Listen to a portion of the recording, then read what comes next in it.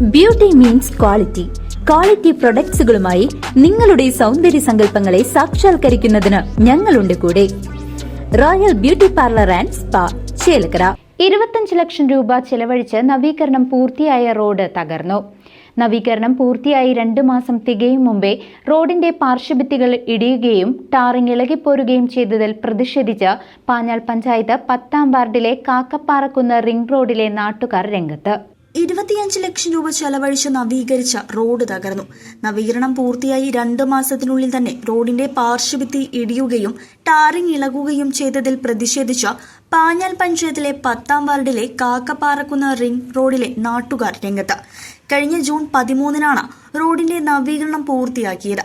പാർശ്വഭിത്തി തകർന്നതിനെ തുടർന്ന് ഒരു വൈദ്യുതി തൂണും അപകടാവസ്ഥയിലാണ്.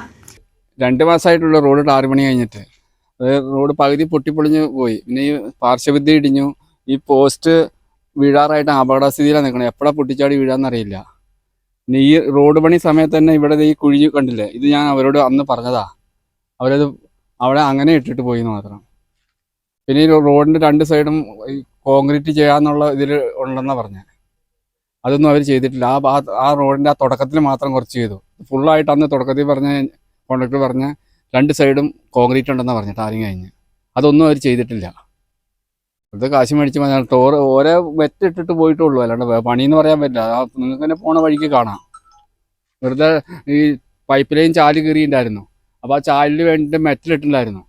അത് റോളർ ഓടിച്ച് അത് താത്തണ്ടതിന് പകരം അവർ അത് റോഡ് പണി സമയത്ത് അതെല്ലാം കോരി മാറ്റി വഴി സൈഡിൽ കോരി കൂട്ടിയിട്ടിരിക്കുക. റോളർ ഓടിച്ചിട്ടില്ല. അത് കാരണം അതിപ്പോൾ റോഡ് താന്ന് കിടക്കുന്നത് ചാല് പോലെ. അടിയന്തരമായി പാർശ്വഭിത്തി പുനർനിർമ്മിച്ചില്ലെങ്കിൽ ഭാരം കയറ്റി വരുന്ന വാഹനങ്ങൾ കടന്നുപോകുമ്പോൾ റോഡ് പൂർണ്ണമായും ഇടിഞ്ഞു താഴുമെന്ന പ്രദേശവാസികൾ ചൂണ്ടിക്കാട്ടി. ടാറിങ്ങിന് ഇരുവശവും കോൺക്രീറ്റ് ചെയ്യാമെന്ന് പറഞ്ഞ കരാറുകാരൻ പറ്റിച്ചതായും നാട്ടുകാർ ആരോപിച്ചു.